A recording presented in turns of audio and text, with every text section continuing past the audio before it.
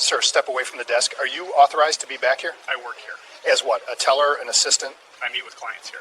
Okay, sure. Hand over those files. I can't. Those aren't mine to release. You're making this difficult. Turn around. Hands behind your back. No. Officer Davidson had no idea what he just walked into. In the next 72 hours, his badge would be suspended. The department would face a federal civil rights investigation, and Marcus Thompson would file a $3.1 million lawsuit that would end Davidson's career. The suspicious man he just handcuffed was one of the most respected financial advisors in the state. He managed over $500 million in client assets. Marcus Thompson wasn't just an employee at Thompson Capital. He founded it 9 years ago. He held an MBA from Wharton. He'd been featured in Forbes for managing pension funds for 3 major city governments. His clients included Fortune 500 executives, professional athletes, and the very city whose officer was now pressing his face against the marble bank counter. And the bank's security cameras were capturing every single second. Before I continue, let me ask you, have you ever been treated like a criminal when you did nothing wrong? Drop your answer in the comments. But Officer Davidson had no idea who he was cuffing. Marcus Jonathan Thompson was 41 years old. He was the founder and chief investment officer of Thompson Capital Management. He'd spent 18 years in finance. He started as an analyst at Goldman Sachs. Then he got his MBA from Wharton School of Business. He graduated in the top 5% of his class. Marcus built Thompson Capital from $2 million to $500 million in just 9 years. He held every major securities license. He was a certified financial planner. He even taught investment strategy at Howard University as a professor. Forbes called him one of the 30 financial advisors to watch. He managed pension funds for 3 city governments. That included this city, the same city whose cop was arresting him. His clients were CEOs, professional athletes, and top executives. Marcus was a regular customer at this Chase Bank branch. He'd banked there for 7 years. The staff knew him. He made weekly deposits. He never had a single problem. On this Tuesday afternoon in September, Marcus was just trying to deposit a $47,000 client check. He had a 3 p.m. deadline. That's it. Just a normal banking day, or it should have been. Officer James Davidson had a different kind of reputation in this precinct. He was 34 years old. He'd been a cop for 8 years. He worked patrol in the downtown business district, and Internal Affairs had received 11 complaints in 6 years. Every single one involved interactions with black men in wealthy areas. Let me tell you about those incidents. In 2019, he detained a black CEO outside a luxury car dealership. Davidson said the man matched the description of a theft suspect, but no theft had been reported. The complaint was dismissed. Davidson got no discipline. In 2021, he stopped a black doctor in a hospital parking garage. He demanded proof the doctor worked there. The doctor was wearing his hospital ID. Davidson got a formal reprimand. He completed implicit bias training. In 2023, he confronted a black real estate developer touring a property the developer owned. Davidson accused him of trespassing.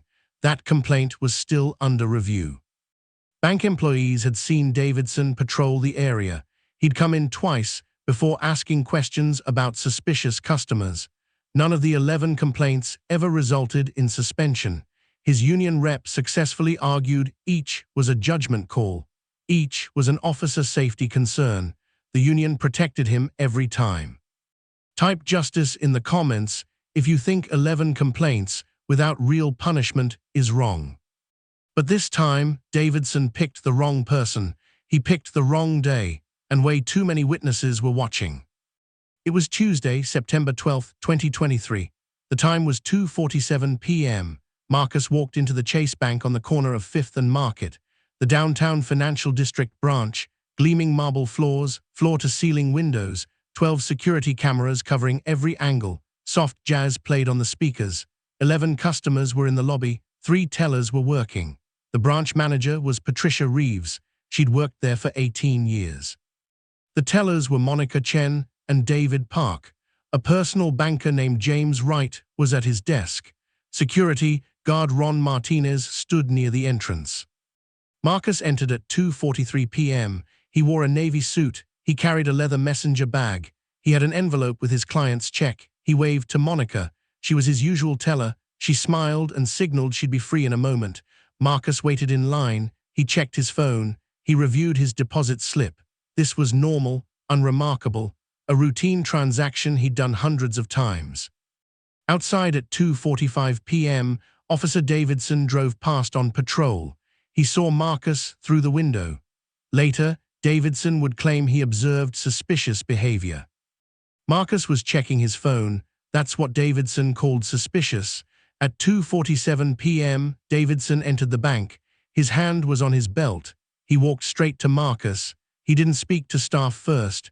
That's when everything changed, and 12 cameras started recording what would become a $3 million mistake. If stories like this matter to you, hit subscribe. Davidson demanded Marcus's ID. Marcus calmly asked why. Davidson said suspicious activity. Marcus was confused. He showed his driver's license and business card. Davidson examined the card with a skeptical look. He asked if Marcus really ran this company. Marcus said yes. He offered to call his office to verify. Davidson refused. He said anyone can print a business card. Marcus explained he was making a routine deposit. He banked here every week. Davidson interrupted him. I didn't ask for your life story. He told Marcus he was being evasive. The teller Monica tried to help. Officer, Mr. Thompson is a regular client. I can verify. Davidson cut her off. Ma'am, step back. I'm conducting an investigation. Davidson demanded to see the check. Marcus hesitated. He had client confidentiality to protect. Davidson saw this as resistance. You're refusing to cooperate with a police officer. A customer at the next window started recording on her phone. Her name was Sarah Mills. She was an attorney. An elderly customer named Robert Chen spoke up. He was a retired judge. He told Davidson this was completely inappropriate. Security guard Ron looked at manager Patricia. Everyone could feel the tension rising. Davidson stepped closer. He invaded Marcus's space. His voice got louder. I'm giving you one last chance to cooperate. Marcus stayed calm but firm. I haven't done anything wrong. I'm happy to show you my account records, but I'm not required to show you my client's private financial information. That was Davidson's breaking point. Hands behind your back. You're under arrest for obstruction. The branch erupted. Patricia shouted, Officer, you can't. Monica gasped. Customers pulled out their phones. Sarah, the attorney, yelled, this is unlawful detention. Now here's what Davidson didn't know. Marcus had advised the city's police pension fund on a $40 million investment strategy, and the police chief was his personal client. Let me know in the comments what you think happens next. Marcus was handcuffed against the counter, his face pressed against cold marble. Patricia frantically grabbed her phone. She called the bank's legal department. Then she called the police chief directly. She had his personal cell from the community advisory board. She knew this was wrong, very wrong. Patricia spoke to Davidson. Officer, you just arrested the advisor who manages your department's pension fund. You're arresting someone who handles $500 million. Davidson dismissed her. I don't care if he's Warren Buffett. He refused a lawful order. He thought she was bluffing to protect a customer. He had no idea how wrong he was. Then the witnesses started speaking up. Sarah Mills stepped forward. She was still recording on her phone. Officer, I'm an attorney. You have no probable cause. This is false arrest. I'm documenting everything and I will testify. Robert Chen, the retired judge, spoke next. Young man, I sat on the bench for 32 years. You just violated this man's Fourth Amendment rights. Badge number, now. A woman rushed through the door. Her name was Jessica Torres. She worked at Marcus's office. She'd come for a separate meeting. She saw Marcus in handcuffs. Marcus, oh my God, I'm calling our lawyer right now. Officer, you have no idea what you just did. 4 customers were recording on their phones. 12 bank security cameras captured everything, timestamps, multiple angles, audio. The transaction records showed Marcus's 7-year banking history, and Davidson's body camera was recording too. He forgot to mute it. The police chief got Patricia's call at 2:54 p.m. His name was Raymond Torres. He'd been a cop for 28 years. Marcus was his client. Marcus managed his investments.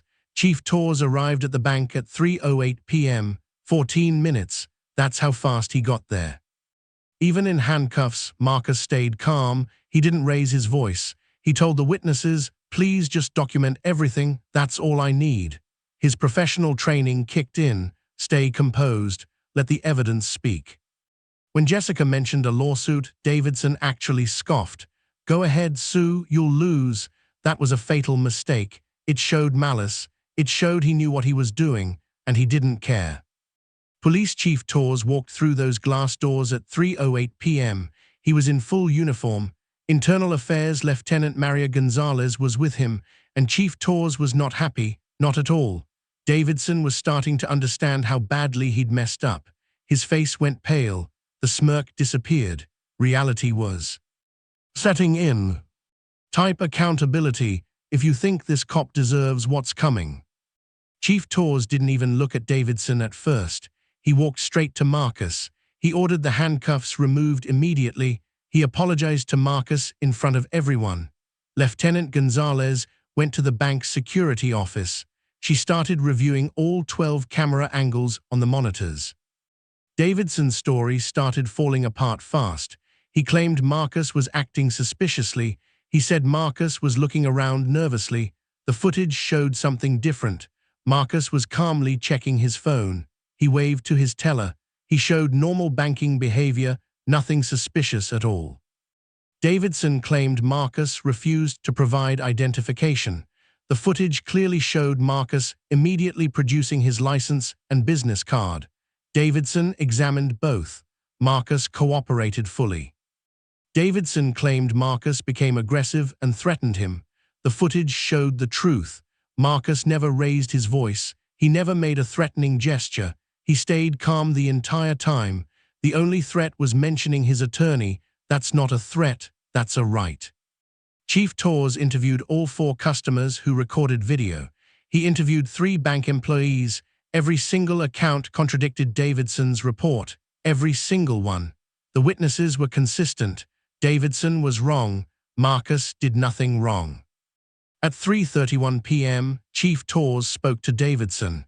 "You're suspended pending full investigation. Badge and weapon. Now, you'll be hearing from Internal Affairs, the ACLU, and probably Mr. Thompson's attorneys." Davidson went through shock, denial, anger, then desperation. "I was just doing my job." Then, "This is because he's connected. This is politics." He realized his career was over. He asked to speak with his union rep. Lieutenant Gonzalez escorted him out. Davidson didn't make eye contact with Marcus. He couldn't. Marcus was shaken but composed. He declined an ambulance. He accepted water from Patricia. The tellers kept apologizing. Marcus told them it wasn't their fault. He knew who was responsible. Attorney Sarah Mills handed Marcus her card. She offered to testify for free. She said what happened was wrong, completely wrong. Chief Torres took Marcus to a private office. He apologized again. He confirmed Marcus could file a complaint. He offered the department's full cooperation. He was embarrassed. His department just arrested his own financial advisor in front of witnesses with cameras everywhere. Marcus walked out of that bank at 3:47 p.m. The ordeal lasted 1 hour, but the consequences were just beginning. Someone had been recording, and by the time Marcus left, the video was already online. If you believe officers need real accountability, hit that subscribe button right now.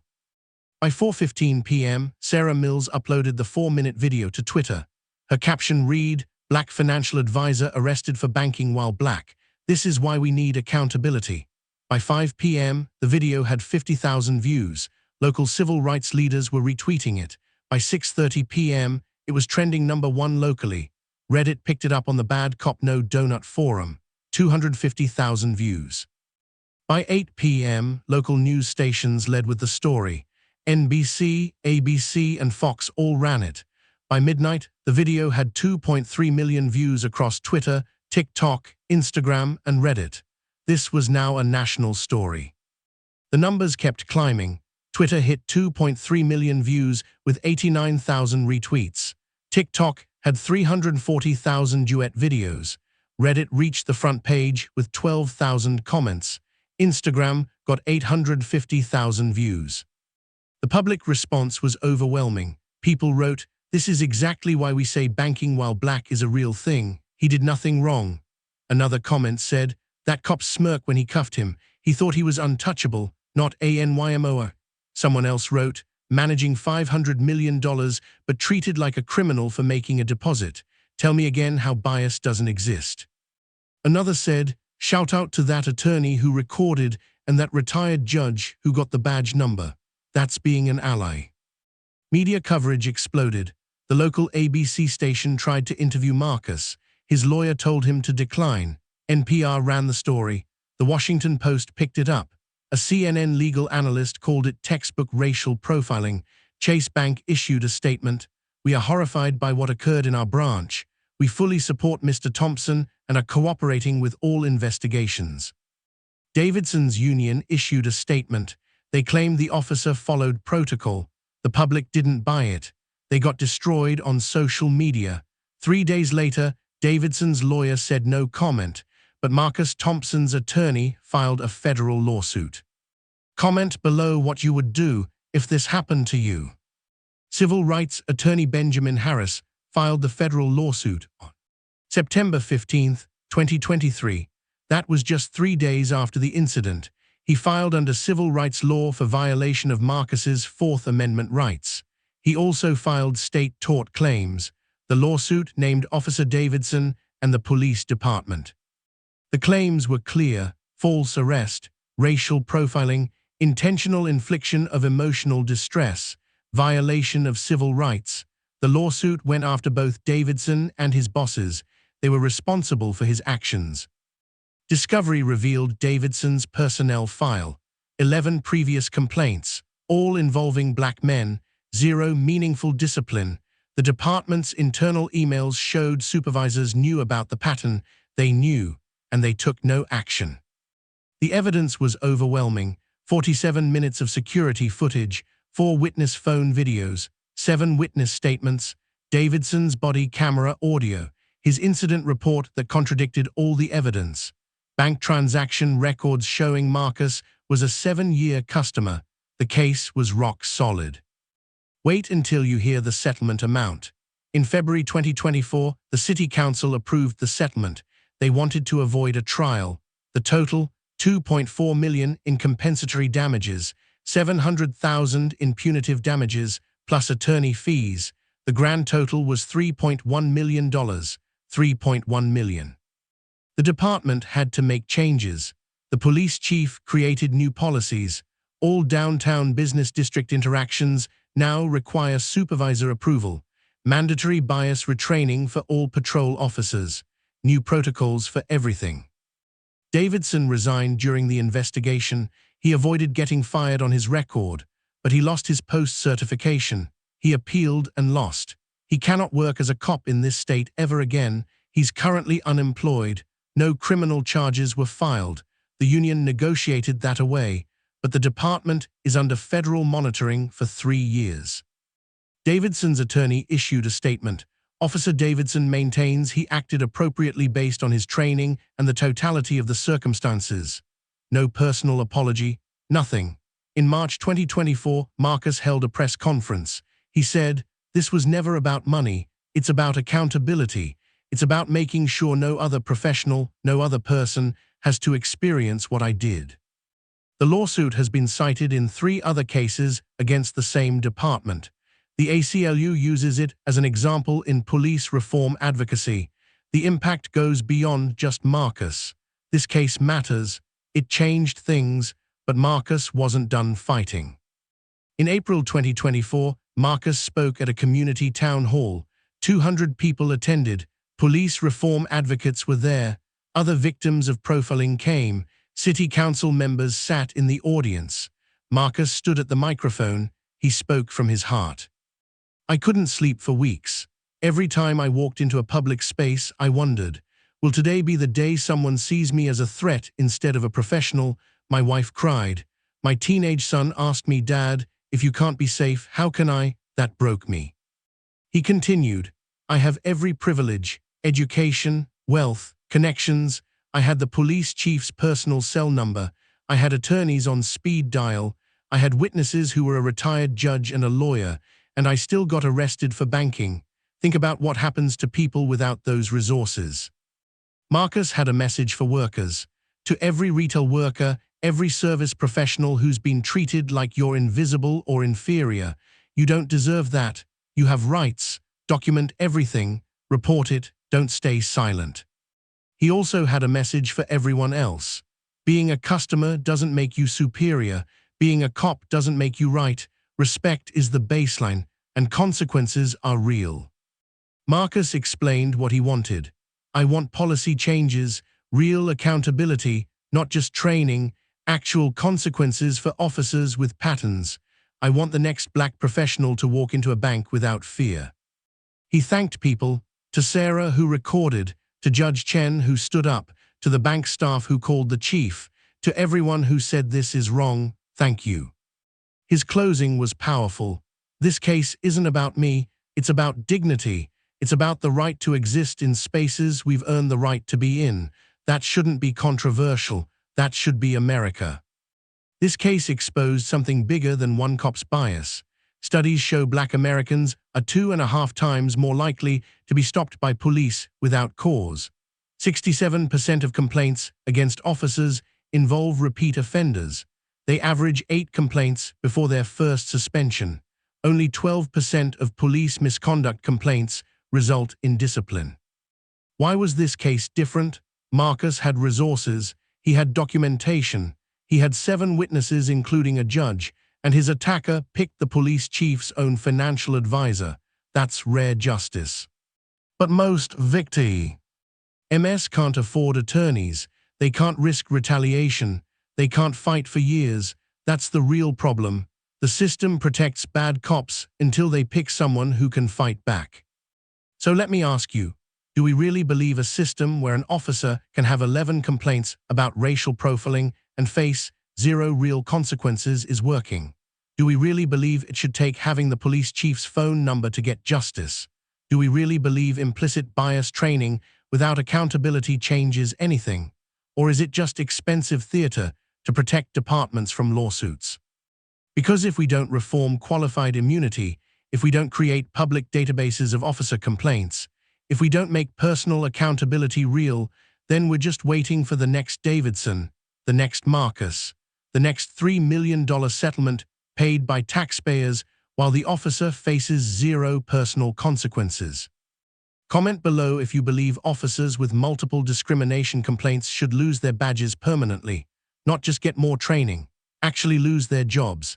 If you think stories like this matter, hit that subscribe button. We're going to keep exposing these patterns. We're going to keep demanding better. We're going to keep fighting for transparency, for accountability, for a system where your safety doesn't depend on who you know or how much money you have. This isn't just about one cop or one financial advisor. It's about all of us and the system we are willing to tolerate. See you in the next one.